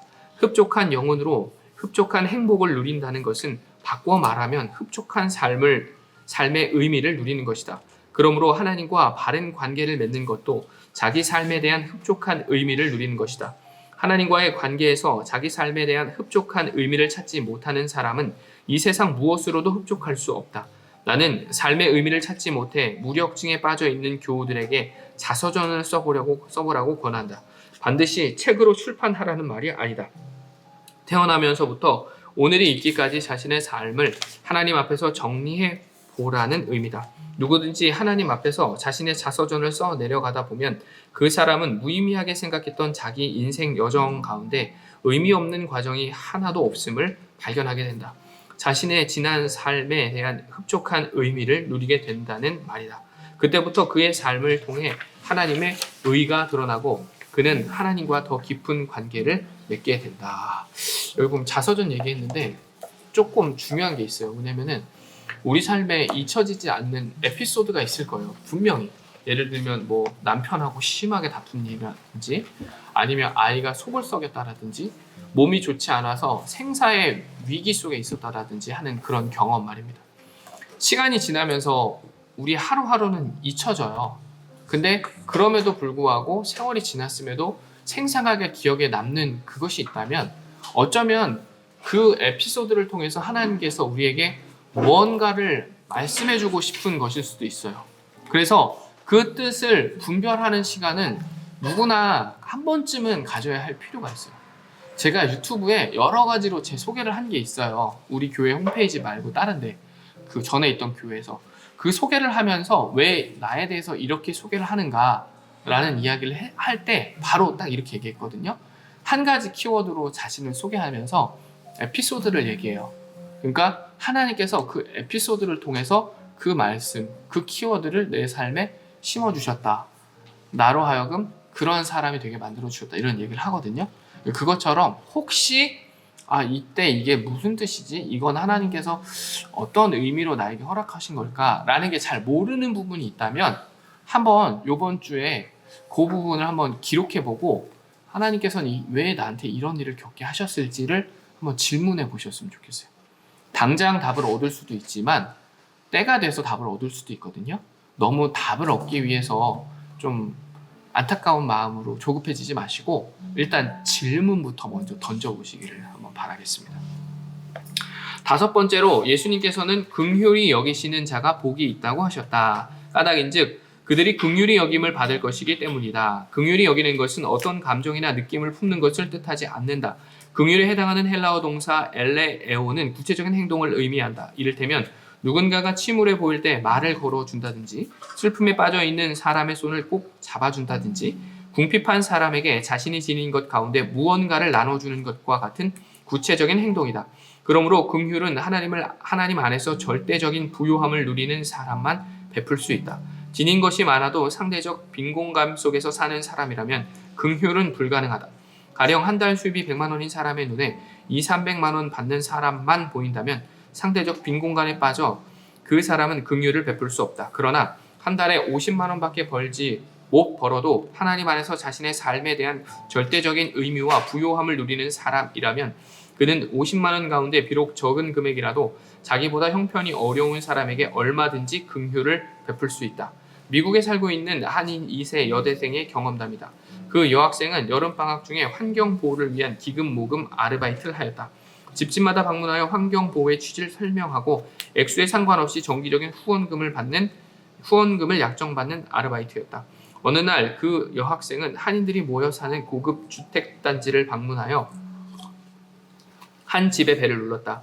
한인 여주인이 문을 열었고 여학생은 여주인에게 안내 자료를 펼쳐 보이며 열심히 방문 이유를 설명하였다. 여학생의 설명이 다 끝나자 여주인이 자신은 영어를 하지 못해 이해할 수 없다고 했다. 여학생이 죄송하다며 한국어로 다시 설명해 드리겠다고 하자 여주인은 지금 바쁘니 오후 5시에 다시 오라고 했다. 오후 5시에 그 집을 재방문한 여학생은 여주인에게 이번에는 한국말로 방문 이유를 설명했다. 설명을 다 들은 여주인은 거린에게 적선하듯이 1달러짜리 지폐 한 장을 여학생에게 건네주며 무더운 날씨에 2번씩이나 찾아가 열심을 다해 설명하고도 마치 거린인 양 겨우 1달러를 받았으니 돌아서는 여학생의 온 몸에서 힘이 빠져나갔다. 축 처진 몸으로 터벅터벅 걸어서 집으로 돌아가는데 누군가가 이봐요 하고 불렀다. 돌아보니 편의점을 경영하는 처음 보는 흑인 할머니였다. 왜 그러시느냐고 여학생의 물음에 할머니는 이유는 모르지만 너무 지쳐 보이네요. 이리 들어와요. 내가 찬물 한 잔 줄게 하며 여학생을 편의점 안으로 데리고 들어가 물을 따라 주었다. 할머니가 여학생에게 무엇을 하는지 물었고 여학생은 환경보호를 위한 기금 모금에 대해 설명해 드렸다. 그러자 할머니는 내가 돈은 없지만 예수의 이름으로 조금이라도 참여할게 하며 서랍에서 25센트짜리 동전 한 입을 꺼내 주었다. 그 동전 한 입에 여학생이 얼마나 감격했는지 그대도 충분히 짐작할 수 있을 것이다. 이것이 긍휼이다. 흑인 할머니는 비록 가난하지만 하나님 안에서 절대적인 부요함을 누리고 있었기에 기꺼이 긍휼을 베풀 수 있었다. 누군가를 위한 그대의 행동이 긍휼인지 아니면 순간적인 값싼 동정심에 불과한 것인지 그 지속성의 여부로 구별할 수 있다. 가령 집을 나서는 그대에게 남루한 옷차림의 할머니가 적선을 요청하여 그대가 즐거운 마음으로 1,000원을 드렸다고 하자. 다음날 집을 나서니 그 할머니가 마치 기다리고 있었다는 듯 그대에게 또다시 적선을 청한다. 그때 그대에게 아니 또? 라는 마음이 든다면 그 전날 행한 것은 값싼 동정심이다. 그러나 오죽 갈 데가 없으면 또 찾아왔겠는가 라고 생각하며 다시 1,000원을 드린다면 그것은 긍휼이다. 긍휼의 텃밭은 절대적인 부요함이기 때문이다. 그대가 누군가에게 긍휼을 베푼다면 그 동기가 그대에게 베풀어 주신 하나님의 긍휼임을 잊어선 안 된다. 하나님께서 그대에게 먼저 긍휼을 베풀어 주셨다. 하나님께서 그대의 과거를 묻지 않으셨다. 오히려 당신의 독생자를 제물 삼아 그대의 모든 죄와 허물을 사해 주셨다.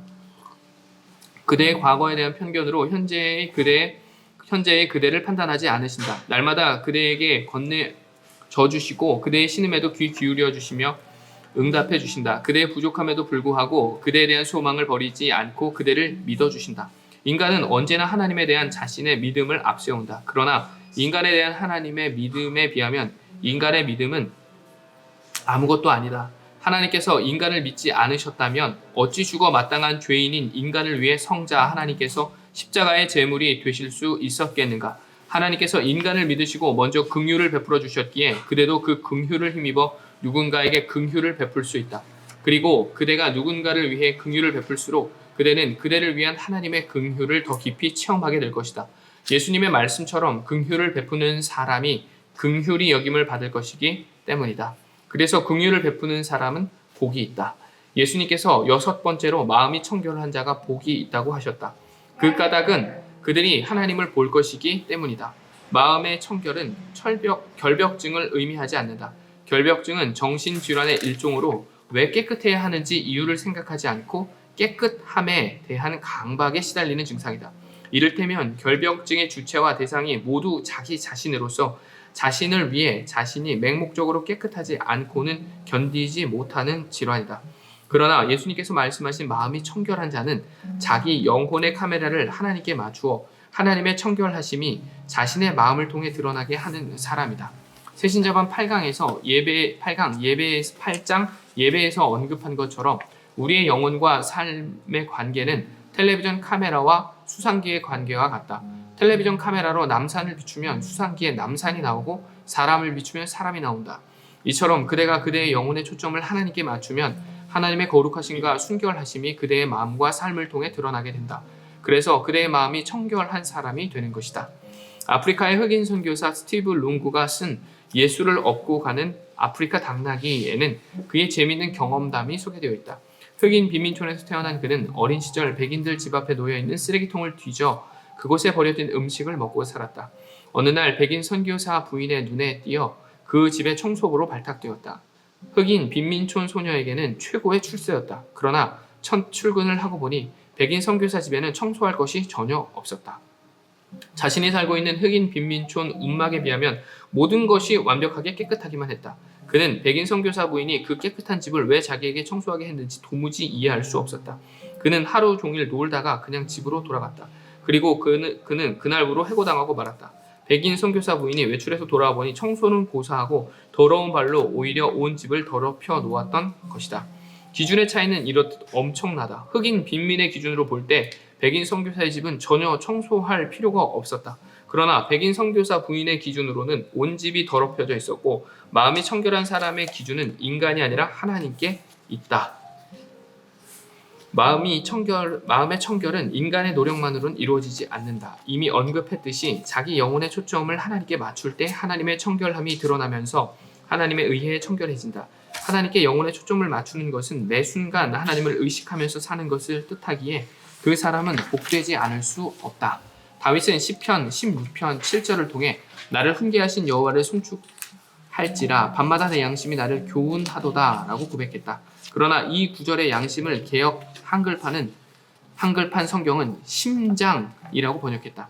이에 해당하는 히브리어 킬야는 본래 몸속의 신장과 같은 장기를 의미한다. 그러므로 양심과 심장 두 단어 가운데 고른다면 킬야는 오히려 심장에 해당한다. 죽음은 심장이 멎는 것이다. 그렇지만 인간은 잠자는 동안 자신의 심장을 계속 뛰게 하기 위해 어떤 노력도 기울이지 않는다. 자신이 잠자는 동안에도 심장이 뛰는 것을 당연히 여기며 그냥 잠자리에 들 뿐이다. 하지만 다윗은 달랐다. 하나님께 영혼의 초점을 맞추고 살았던 다윗은 밤에도 쉬지 않고 심장의 고동 소리를 통해 하나님의 가르치심을 들었다. 하나님께서 자신의 심장을 뛰게 해주시지 않는다면 내일 아침을 절대로 맞이할 수 없다는 가르치심이었다. 그것은 하나님께서 자신의 심장을 뛰게 해주시는 동안 하나님 앞에서 청결한 마음으로 바르게 살아야 한다는 교훈이었다. 그래서 다윗은 복된 사람이었다. 그대 역시 그대의 영혼의 초점을 하나님께 맞추면 밤중에 잠자리에서도 심장 고동 소리를 통해 하나님의 가르치심을 들으며 그대는 청결한 마음으로 살아가는 복된 사람이 될 것이다.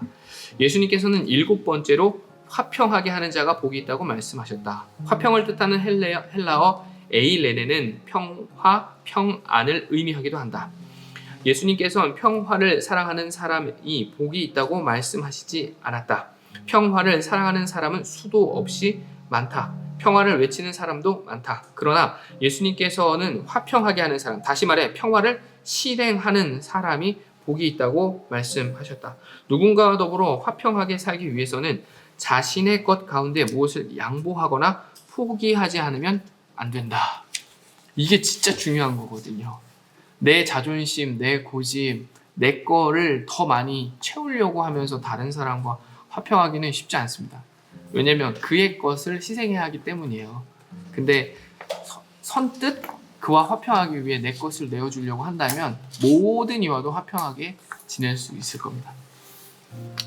자, 계속 보겠습니다. 많은 사람들이 평화를 외치면서도 이루지 못하는 것은 정작 평화를 위해 자기 것을 손해보려 하지 않기 때문이다. 하나님께서는 인간의 죄로 말미암아 단절되었던 인간과 화평의 관계를 회복하시기 위해 당신의 독생자를 십자가의 제물로 내어 놓으셨다.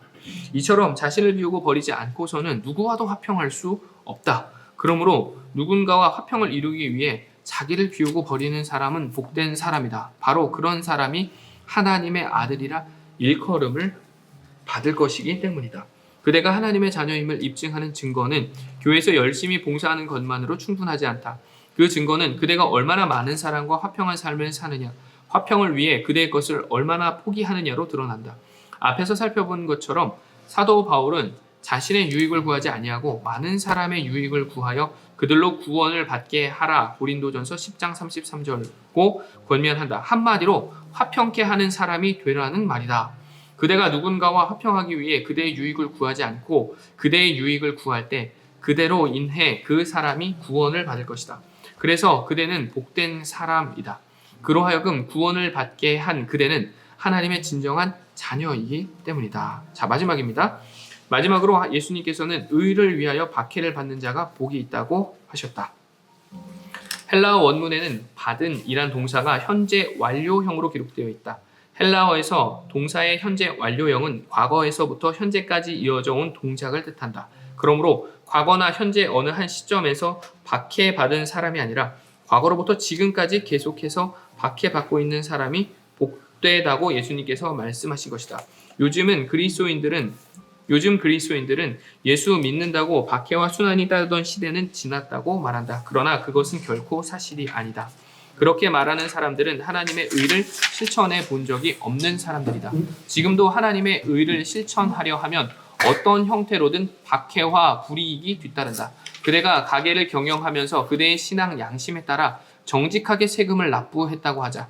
그러나 세무 공무원은 그대의 정직을 당장은 믿어주지 않을 것이다. 그대가 정말 탈세하지 않는다는 것을 세무 공무원이 확인할 때까지 그대는 계속 불이익을 당할 것이다. 거꾸로 그대가 크리스천 세무 공무원이어서 모든 업무를 철저하게 세법에 의거하여 처리한다고 하자.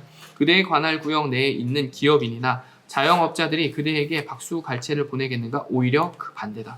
그대는 그대를 자기 구역에서 몰아내려는 그들의 온갖 모함을 받게 될 것이다. 그대가 신실한 크리스천이기 때문에 승진해서 탈락할 수도 있다. 소설가 김성일 장로님은 모 재벌 그룹에서 총수의 총애를 받던 엘리트였다. 그러나 예수님을 영접한 이후 모든 업무를 신앙 양심에 따라 처리하려고 애썼다. 술도 끊고 거짓과 타협하지도 않았다. 그로 인해 그분은 이사직을 끝으로 회사를 떠나야만 했다. 그가 속해 있는 재벌 총수가 보기에는 크리스천으로 살려는 그는 더 이상 유능한 직원이 아니었기 때문이다. 그대가 새벽에 자동차를 운전하다가 붉은 신호등을 보고 아무도 없는 교차로에서 자동차를 멈추었다고 하자. 그때 뒤에서 달려오던 자동차의 운전자가 경적을 울리며 그대더러 그냥 출발하라고 재촉할 수 있다. 그래도 그대가 움직이지 않으면 뒷차 운전자가 그대를 앞질러 나가며 그대에게 손가락질 할 수도 있다. 아, 이렇게 손가락질 받아본 적 있으세요? 저 기분 되게 나쁘더라고요, 진짜.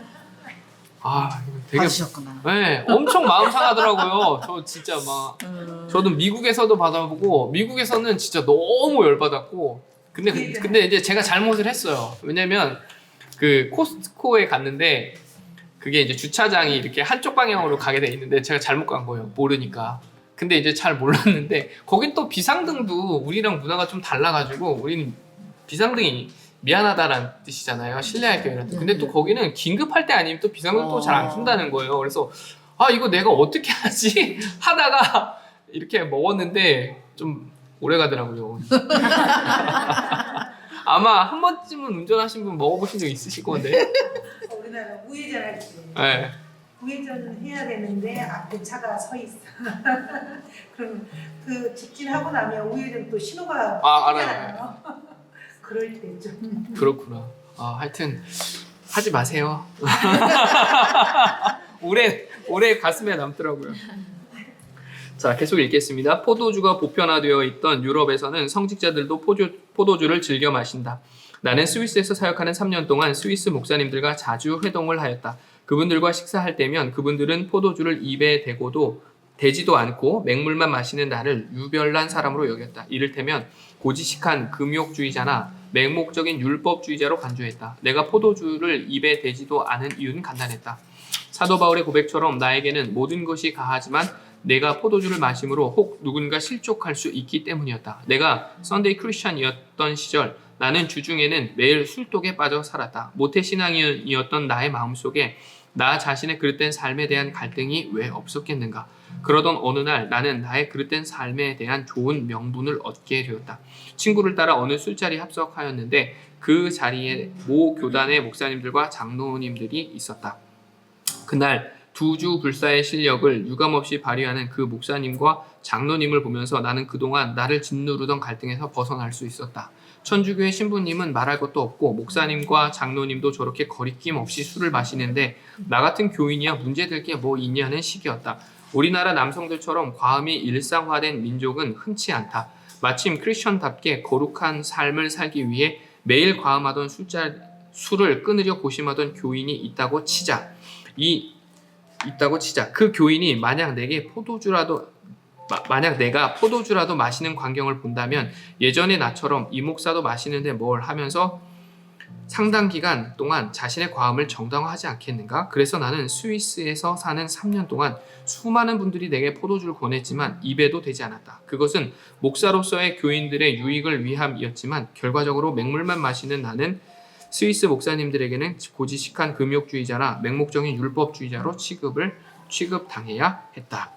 박해의 시대는 결코 끝나지 않았다. 하나님의 의를 쫓아 바른 신앙 양심으로 살려 하면 주님 오시는 날까지 여러 형태의 불이익을 당하게 될 것이다. 그러나 그것을 감내하는 사람은 복이 있다. 천국이 그들의 것이기 때문이다. 바꿔 말하면 그들은 예수 그리스도 안에서 이미 천국을 얻었기에 세상의 불이익을 기꺼이 감당할 수 있다. 천국을 얻은 사람은 무엇이 크고 무엇이 작은지 구별할 줄 알기 때문이다. 천국을 얻은 사람은 어떻게 사는 것이 인생을 건져 올리는 삶이고 어떻게 사는 것이 인생을 물거품처럼 날려버리는 것인지 명확하게 알고 있다. 자, 이제 결론인데요. 결론을 보겠습니다. 첫째, 예수님께서 설교하던 8가지 복은 모두 하나님과의 관계에 대한 복이다. 예수님께서는 단 한 번도 물질적으로 창대해지거나 세상에서 출세한 사람이 복되다 말씀하신 적이 없다. 복에 대한 예수님의 설교는 심령이 가난한 자는 복이 있나니 천국이 그들의 것이니요 라고 천국으로 시작되었다가 의를 위하여 박해를 받는 자는 복이 있나니 천국이 그들의 것임이라고 천국으로 끝났다. 영원한 천국을 목적으로 삼는 믿음으로만 인생을 영원히 건져 올릴 수 있기 때문이다. 앞에서 언급했듯이 하나님을 믿는 것은 영원한 삶을 목적으로 삼는 것이다.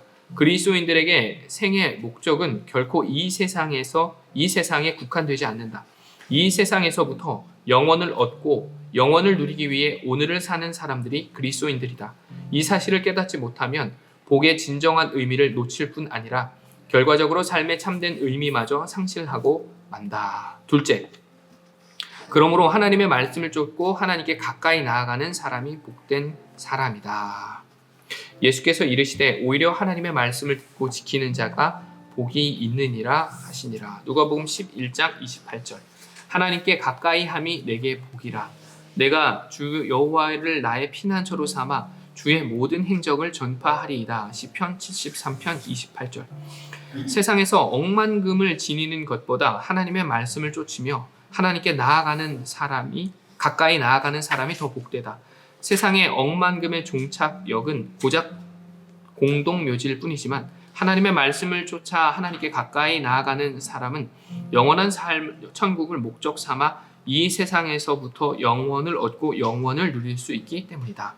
마지막으로 하나님께 가까이 나아가지 않을 수 없도록 하나님께서 내게 주신 가시가 복이다. 가시는 바울이 사용한 단어다. 사도 바울은 육체의 가시를 지니고 살았다. 지병이 있었단 말이다.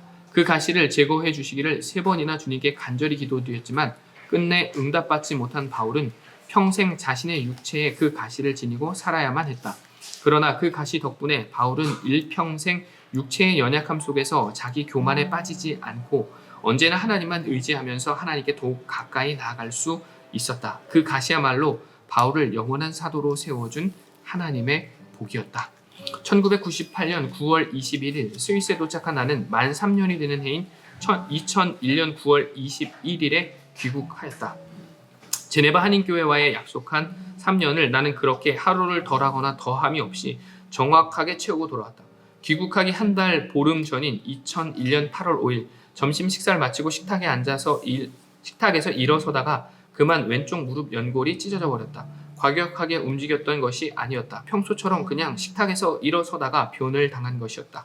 그 일이 있기 1년 반 전부터 제네바 한인교회 교우들과 매주 한 번씩 알프스를 등산하였다. 그 경험이 얼마나 좋았던지 귀국하면 우리나라 명산을 모조리 순례하리라고 마음을 먹고 필요한 등산 장비를 모두 구입하였다. 그리고 꿈에 부풀어 있다가 귀국을 한 달 보름 앞두고 그만 왼쪽 무릎 연골이 찢어지는 변을 당한 것이다. 제네바 종합병원으로 갔더니 예약이 밀렸다며 2달 후에나 오라고 해서 어쩔 수 없이 한 달 보름 동안 통증을 참고 지내다가 귀국한 뒤에 한국에서 연골 제거 수술을 받았다. 그리고 이후부터 내게 등산은 더 이상 불가능하게 되었다. 돌이켜볼수록 하나님께 감사드리지 않을 수 없다. 만약 그때 무릎 연골이 찢어지지 않았다면 스위스에서 귀국한 나는 산악인으로 여생을 마쳤을 것이다. 그러나 연골 없는 왼쪽 무릎, 그 육체의 가시로 인해 나는 하나님의 말씀 속에서 하나님께 더 가까이 나아가는 여생을 살게 되었다. 인생 종반부를 맞은 내게 그보다 더 큰 복은 없다. 누구에게나 인생의 가시는 있기 마련이다. 그대에게도 어떤 형태이든 분명 가시가 있을 것이다. 그러나 그 가시가 그대를 위한 하나님의 복임을 잊어선 안 된다. 그 가시 때문에 더욱 하나님의 말씀을 쫓으며 그 가시로 인해 하나님께 더욱 가까이 나아가라. 그 가시 덕분에 그대는 그대를 스쳐 지나가는 모든 시간을 영원으로 건져 올리며 그 땅에서부터 천국을 누리게 될 것이다. 한자로 복을 풀어보면 보일시, 한일, 입구, 밭전이 된다. 한자의 입구는 언제나 사람 인과 동일시된다. 따라서 한자의 복의 문자적 의미는 한 사람이 자신의 밭을 다른 사람에게 보여주는 것이다. 세상 사람들은 자신이 복 받은 사람임을 드러내고자 할 때 자신이 얼마나 큰 재물이나 출세의 밭을 일구었는지를 과시한다. 그러나 예수님께서 가르쳐 주신 복의 의미를 바르게 깨달았다면 그대는 세상 사람들에게 보여줄 수 있는 어떤 밭을 지금까지 일구어 왔는지 생각해 보아야 한다. 그대의 밭이 지금 세상의 것으로만 가득 차 있다면 그것은 하나님께서 주신 복이 아니다. 그 밭은 머지않아 큰 화근이 될 것이기 때문이다. 그대가 세상을 향해 보여줄 수 있는 밭은 심령이 가난한 삶, 애통하는 삶, 온유한 삶, 의에 줄이고 목말라 하는 삶, 긍휼히 여기는 삶, 마음이 청결한 삶, 화평케 하는 삶, 의를 위하여 박해를 받는 삶의 밭이다. 그와 같은 삶이 이 세상의 그 어떤 보석보다 더 아름다운 것, 하나님 안에서 이미 영원으로 건져 올려진 삶이기 때문이다. 사도 바울이 이 땅에서 남긴 마지막 말 가운데 다음 구절이 있다. 전제와 같이 내가 벌써 부어지고 떠날 시각이 가까웠도다. 나는 선한 싸움을 싸우고 나의 달려갈 길을 마치고 믿음을 지켰으니 이제 후로는 나를 위하여 의의 면류관이 예비되었으므로 주 곧 의로우신 재판장이 그날에 내게 주실 것이며 내게만 아니라 주의 나타나심을 사모하는 모든 자에게도니라. 디모데후서 4장 6절에서 8절입니다.